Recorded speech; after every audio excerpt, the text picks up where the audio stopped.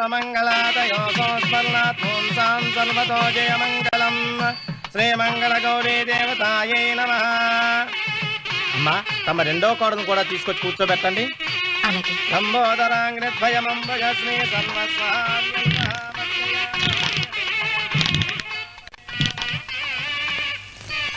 ఏంటమ్మా ఇంకా అలాగే ఉన్నావు? నువ్వు ఈ పూజకి ఏర్పాటు చేయమంటేనేగా మీ మామగారికి ఇష్టం లేకపోయినా ఒప్పించాను. అందరూ వచ్చేసారు. చీర మార్చుకుంటా. నాకున్న చీరల్లో ఇదే మంచిది. నా దగ్గర పట్టు చీరను తీసుకో. మీరు కట్టి విడిచిందా? లేదమ్మా, కొత్త పట్టు చీర ఉంది. వద్దులేండి. పోనీ నాగలైనా పెట్టుకోమా. మీరు పెట్టుకోక మిగిలినవా? కాదమ్మా, నా దగ్గర 7 వారాల నగలున్నాయి. దేవుళ్ళకు కావాల్సింది చీరలు నగలు కాదు, భక్తి. వస్తున్నాను, పదండి.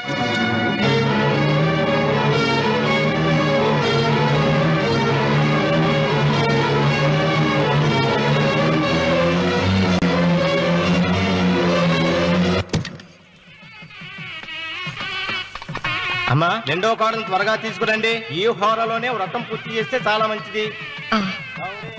రఘు ఇట్రా. ఏంటమ్మా? వెళ్ళి సులోచన త్వరగా తీసురా. అలాగే.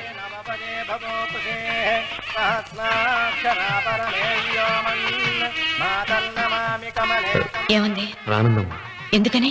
ఎందుకని ఇంతమందిలో అడుగుతున్నారా? ఈ వ్రతం పెట్టింది ఎందుకు? నా పెద్ద కోడలు కోటీశ్వరరాలు, అందుకే 25,000 రూపాయల పట్టు చీర కట్టుకుని 10 లక్షల రూపాయల బంగారం ఒంటి మీద వేసుకుందని గొప్పగా చూపించి నా రెండో కోడలు ఏమీ లేదన్న నమ్మకాన్ని కదా. మాట్లాడక. అమ్మా, నీ కొత్త పట్టు చీర నగలు తనకి ఇవ్వమ్మా. ఇస్తానన్నాను రా, తానే వద్దంది. అయ్యో అయ్యో అయ్యో, ఎంత అబద్ధం! ఇస్తానన్నారా? మీరు ఇస్తానన్నారా? చూసారా ఎంత అబద్ధం ఆడుతున్నారు? నీ మొహానికి ఈ నేత చీర వస్తున్నాడు చాలే అనలేదు. నాగసులోచన, మీరు అలా అన్నారని ఈ ఇంటి మూలంగా చచ్చిపోయిన మా నాన్న మీద ఒట్టేసి చెప్తున్నారు. మీరు మీ ఆయన మీద ఒట్టేసి చెప్పండి. నేను మా ఆయన మీద ఒట్టేసి చెప్తున్నాను. ముత్తైదువులను పిలిపించింది పసుపు కుంకుమలు గాజులు ఇచ్చి పంపటానికి గాని, ఈ ఇంటి 4 గోడల మధ్య జరిగిన దానికి సాక్ష్యాలు రుజువులు ఇప్పించి పంపటానికి కాదు. నాగసులోచన, ఈ ఇంటికి 2 సింహద్వారాలున్నాయి. దేవుడిని ప్రేమించే వాళ్లకు ఒక గుమ్మం, దేవుడిని ద్వేషించే వాళ్లకు 2వ గుమ్మం. నీ ఇష్టం వచ్చిన గుమ్మం వైపు నువ్వు వెళ్ళవచ్చు.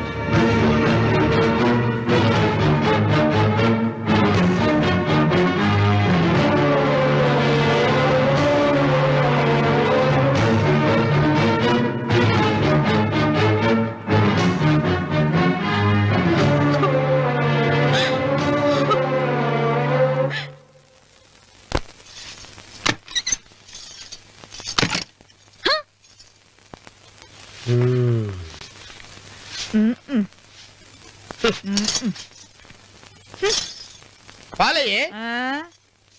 నీ పాసి మొహానికి పాలు కూడానా? సగం నేను తాగి సగం పిల్లికి పెట్టా. ఇందులో కలుపుకోపోయావా? తేడా విరగడేది. అసలు నిన్ను అనుకుని ప్రయత్నం లేదే. నిన్ను నాకు కట్టబెట్టిన మా చెన్నయ్య గారిని అనాలి. నేను కూడా మా చిన్నమ్మ గారు బలవంతం చేస్తేనే నిన్నే చేసుకున్నాడు రా చచ్చినోడా. అయ్యో ఎంత పోసు కొట్టావయ్యా. 100 ఎకరాలు ఎగసాయ అన్నావు. నువ్వు సర్ది కూడా అన్నప్పుడే నేను తెలుసుకోవాల్సింది. నీ కాడగానా? నువ్వు తక్కువ చేసావా? ముప్పి దెబ్బి అన్నప్పుడు నేను అర్థం చేసుకోవాల్సిందే. పట్టు చీర కట్టి మీ అమ్మాయి గారు నగలన్నీ దిగేసి సిగ్గుపడుతూ వచ్చి ఇలా కూర్చున్నావే. అసలు నీ దగ్గర ఏం ఆస్తుందని నేను చూసి. అమ్మో అన్నవరం తగ్గు అన్నవరం తగ్గు. అయ్యా అయ్యా అయ్యా అయ్యా అయ్యా అయ్యా అయ్యా అయ్యా అయ్యా అయ్యా అయ్యా అయ్యా అయ్యా అయ్యా అయ్యా అయ్యా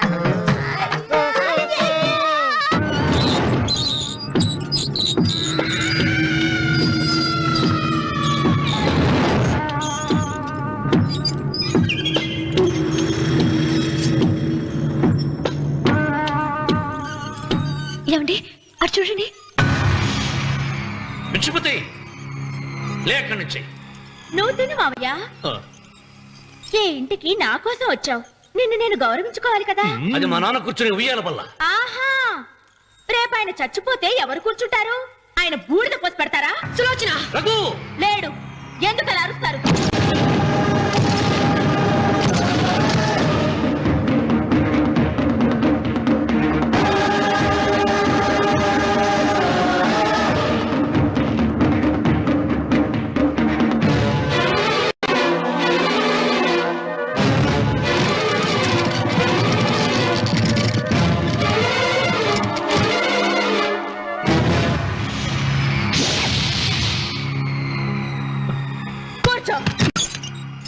నువ్వు ఈ ఉయ్యాల బల్ల మించి లేచావంటే నన్ను చప్పుకు తిన్నట్టే. అన్వర్,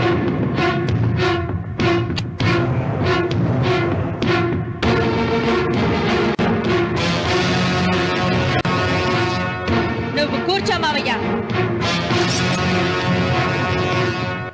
సులోచన, బుద్ధి లేకుండా ప్రవర్తించకు. వేప చెట్టుకు పాలు పోసి పెంచినా అది చేదుగానే ఉంటుంది, కానీ తీయగా మారదని ఆయన ఎన్నిసార్లు చెప్పినా ఆయన మాట వినకుండా నీ అడుగులకు మడుగులెత్తాను. ఆయన ఎవరనుకుంటున్నావు? ఈ ఇంటికి పెద్ద. దేనిలో పెద్దండి? హత్యలు చేయడంలోనా? పక్కవాడ పొలాలు ఆక్రమించుకోవడంలోనా? వీధిలోకి వెళ్లి పసిబిడ్డని అడిగినా చెప్తాడు ఆయన ఎంతటి నీచుడో హంతకుడోనని.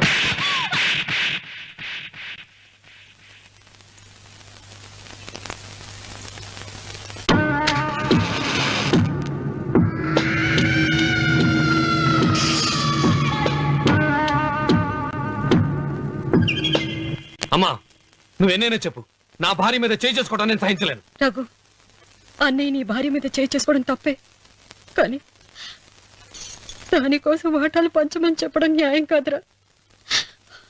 నాన్న అన్నయ్యని కూడా తన వాటా తీసుకుని వెళ్ళిపోమంటున్నారు. కావాలంటే నేను నీ భార్య కాళ్ళు పట్టుకుని క్షమాపణ చెప్తాను రా. అమ్మమ్మమ్మమ్మమ్మమ్మమ్మమ్మమ్మ, నేను 100 సార్లు మీ కాళ్ళు పట్టుకుంటాను. మా బతికేదో మమ్మల్ని బతకనివ్వండి. ఏంటి నించున్నారు? రండి, అక్కడ ఎదురు చూస్తున్నారు. చేసిందంతా చేసి కాళ్ళు పట్టుకుంటుందట మా అతను. నీ కన్నీళ్లకు రాళ్లు కరుగుతాయి గాని కన్నవాళ్లు కరగరు సీత. సీత, వాళ్ళు చిన్నపిల్లలుగా ఉండేటప్పుడు ఎంత సంతోషంగా ఉండేవాళ్ళం. వాళ్ళు పెరుగుతుంటే ఆ సంతోషం తరిగిపోతూ ఉంటుంది. వాళ్ళు మన భుజం దాటి పెరిగాక ఇక గడప దాటి ఎప్పుడు వెళ్ళిపోతారా అని ఎదురు చూడటమే మన పని. బాధపడ.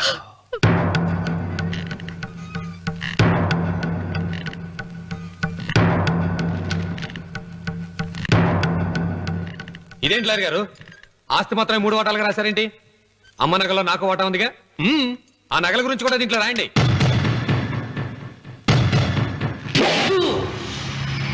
అది మీ తాత పిత్రార్జితం కాదు, నా స్వార్జితం కాదు.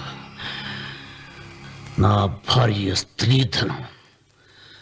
అందులో వాటా ఎవరికి రాదు, లేదు. ఓహో, అమ్మ గదిలోకి వచ్చేడిస్తే నా మీద ప్రేమ అనుకున్నాను. నగలివ్వాలని ఏడుపా. ఈ ఏడుపేదో నన్ను కనక ముందు ఏడవాలి.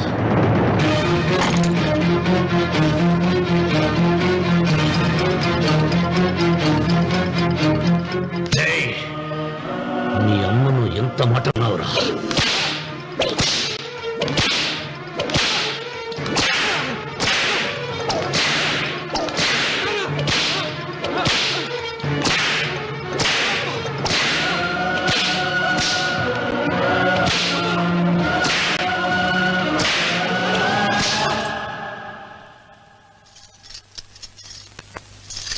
మీరేం పెద్ద మనిషండి, పెళ్ళైన కొడుకుని కొడతారా? ఆస్తి ఇవ్వడం ఇష్టం లేకపోతే ఇష్టం లేదు అని చెప్పండి. కూలి చేసుకుని బతుకుతాం, లేదా ఆలయం ముందు అడుక్కు తిని బతుకుతాం. ఇప్పుడు ఆయన మీ కొడుకు కాదు, నా మొగుడు. నా మొగుడిని కొట్టే హక్కు మీకు లేదు.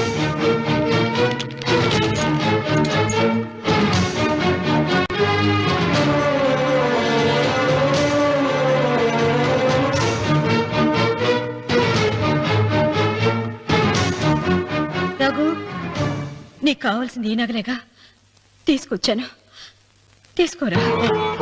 వద్దమ్మా, వద్దు. కాదన్నయ్య. వద్దమ్మా, నా మాట విను. ఒక తల్లి కడుపున పుట్టకపోయినా నన్ను అన్నయ్య అని పిలిచావు. నా ఇల్లు నీకు పుట్టిల్లమ్మా. ఆడపడుచు బతికుండగా పుట్టిన నగలు పంచడం శుభం కాదమ్మా, శుభం కాదు. రే రఘు, ఆ నగలి బదులుగా నా పొలం, నా ఇంట్లో ఉన్న బంగారంతో నీకు ఇచ్చేస్తాను, తీసుకెళ్ళిపోరా. అలాగే లాయర్ గారు, అవి కూడా రాయండి.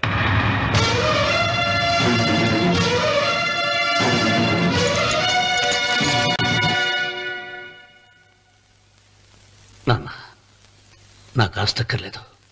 నేను మీతోనే ఉంటాను.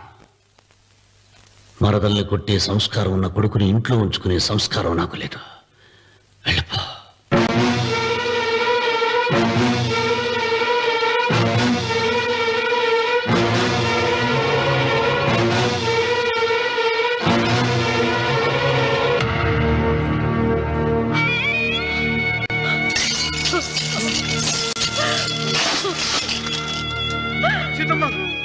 అమ్మా సీతమ్మా సీతమ్మా ఒరే రావుడు నాకేదో భయంగా ఉందిరా ఆ దేవుడి శాపం తగిలింది లేకపోతే నీ కుటుంబం ఇలా ముక్కైపోవడం ఏంటి నా మాట విను వెళ్ళు ఆ శివలింగాన్ని తిరిగి తీసుకొచ్చి యథాస్థానంలో ప్రతిష్ఠిస్తారా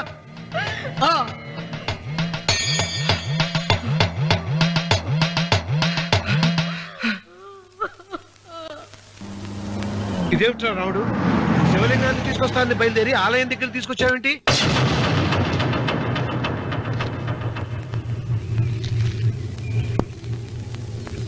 ఎలారా ఈ ఆలయాన్ని పడగొట్టాలి ఎప్పుడు రా సంబశివరావు పొలం నా సొంతం అవుతుంది వెంకన్న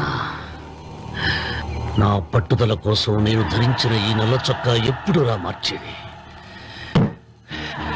ప్రతీకారం కోసం ప్రమాణం చేసి వేసుకున్న నా తండ్రి మొలతాడు ఎప్పుడు రా నా మెడ నుంచి ఊడిపడుతుంది వెంకన్న చెప్పరా ఆ ఆలయాన్ని పడగొట్టి ఉపాయం చెప్పు ఇంత జరిగినా కూడా నీ అహంకారం తగలేదురా నారు పొయ్యకుండా నీరు పెట్టకుండా ఈ ప్రపంచంలో పెరిగేది ఒక్కటే అహంకారం అది నా సొంతం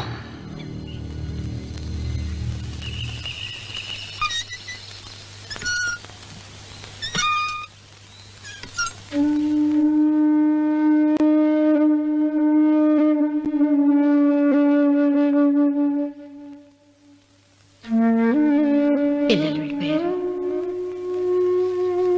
కోడళ్ళు వెళ్ళిపోయారు వచ్చే రాఖీ పండుగ నాటికి ఇది కట్టడానికి నేను కూడా ఉండకుండా వెళ్ళిపోతానేమో చిచ్చా అవే మాటలమ్మా నువ్వు నిండు 100 ఏళ్ళు బతకాలమ్మా 15 రోజులు కూడా పిల్లలు లేకుండా బతకలేకపోతున్నదని 100 ఏళ్ళు ఎలా బ్రతకలన్నయ్య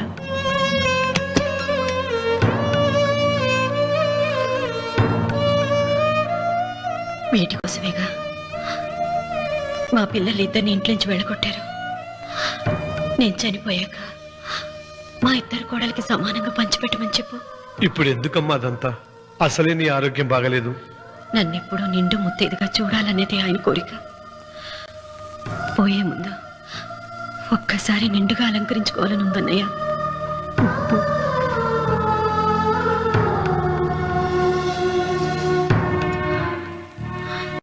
ఈ అన్నయ్య లేకపోతే నా ఈ కోరిక తీరేది కాదు నీ చేతులతో అలంకరించన్నయ్య